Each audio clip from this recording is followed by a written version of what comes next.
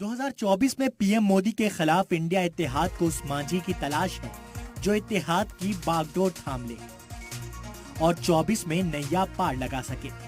इत्तेहाद में पीएम उम्मीदवार के नाम की तजवीज तो पास कर ली गई है, लेकिन अब चीफ के लिए नीतीश के नाम की चर्चा चल रही है, जबकि सीट बंटवारे को लेकर भी मंथन चल रहा है। इस बीच नीतीश के वजीर ने जो बयान दिया वो काफी चौंका देने वाला है।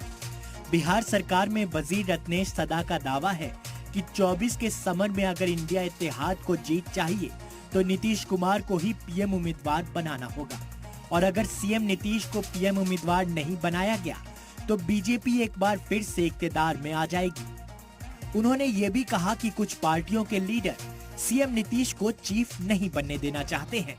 मैं कह रहा हूँ आपके चैनल के माध्यम से, जब तक नीतीश कुमार को चेहरा को आगे नहीं कीजिएगा तो आपकी बात बनने वाला कहीं नहीं तो पुनर्मुखी का बाबा जिस जगह पर थे उसी जगह पर चले जाइएगा और बीजेपी की सत्ता आ जाएगी। इसलिए सबको एकजुट होकर के नीतीश कुमार को संयोजक बनावे और प्रधानमंत्री का उम्मीदवार बनावे। रत्नेश सदा के इस बयान पर कांग्रेस ने तीखा हमला करते हुए कहा कि रत्नेश सदा एमएलए बने, जल्द ही वजीर बन गए और उन्हें बिहार के वजीर आला बनने की जल्दी है, लिहाजा नीतीश कुमार को पीएम बनते देखना चाहते हैं। हालांकि आरजेडी का रवैया नरम और वजीर रत्नेश सदा के मन के मुताबिक है। आरजेडी का कहना है कि सीएम नीतीश कुमार हर तरह से काबिल है और उनके तजुर्बे का फायदा मिल रहा है और आगे भी मिलेगा, इसमें कोई डाउट नहीं है।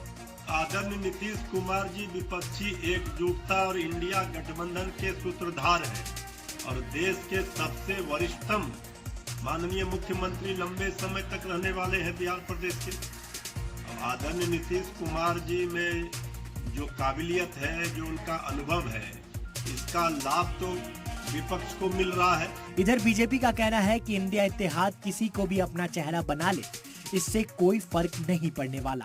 बीजेपी अपने बूते पर न सिर्फ मरकज में बल्कि बिहार में भी मुकम्मल अक्सरियत की सरकार बनाएगी।